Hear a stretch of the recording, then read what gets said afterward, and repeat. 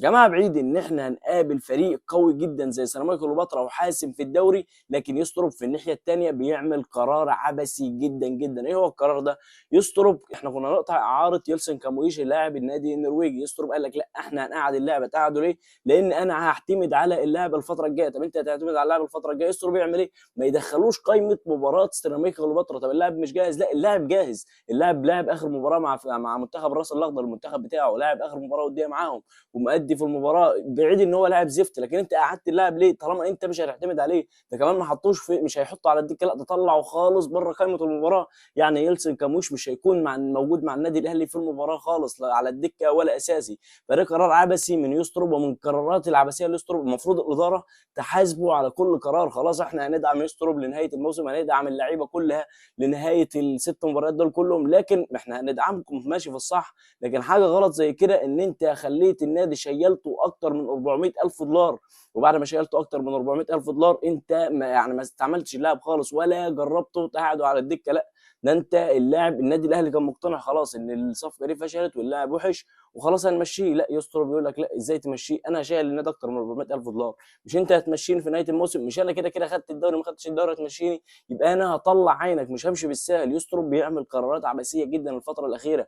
والاداره المشكله ان الاداره ماشيه وراه. يعني يا ريت الاداره مثلا الاداره مثلا لها قرار، لا الاداره ما لهاش قرار.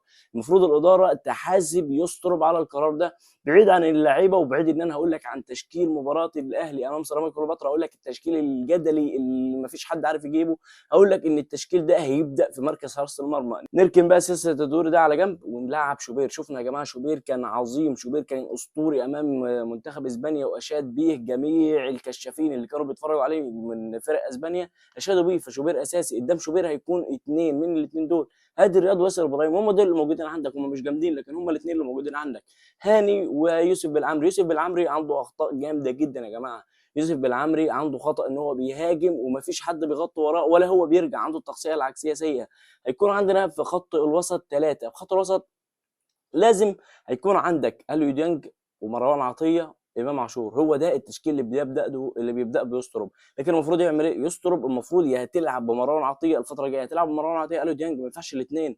انت ازاي تلعب بالاثنين دول يا جماعه؟ ما ينفعش مدرب يلعب بالاثنين دول. انت المفروض تلعب واحد منهم. مين اللي احسن يلعب؟ اللي احسن يلعب مش هقول لك لا اليو ديانج ولا مروان عطيه، لا الاحسن يلعب. طيب نروح كده، قلنا قدام امام عاشور عندنا زيزو وهيكون قصاده تريزيجيه، قصادهم محمد شريف مش مروان عثمان. قلتها كلام بنسبه مليار في الميه. محمد شريف هيكون اساسي في المباراه دي. زيزو المفروض يكون مكانه حسين الشحات. زيزو لو ما اداش في المباراه دي يا جماعه احنا محتاجين حسين الشحات خلاص على كده. حسين الشحات لو ادى المباراه الجايه دي، يعني لو زيزو ما اداش وطلع وحسين الشحات دخل، خلاص على كده حسين الشحات هيثبت اقدامه وهيكون اساسي في كل المباريات. قول لي لو الحلقه عجبتك، يا رب تكون الحلقه عجبتك. ما تنساش الاشتراك في القناه واللايك. صلى على سيدنا محمد على افضل الصلاه والسلام. بنتمنى التوفيق للنادي الاهلي الفتره الجايه. سلام.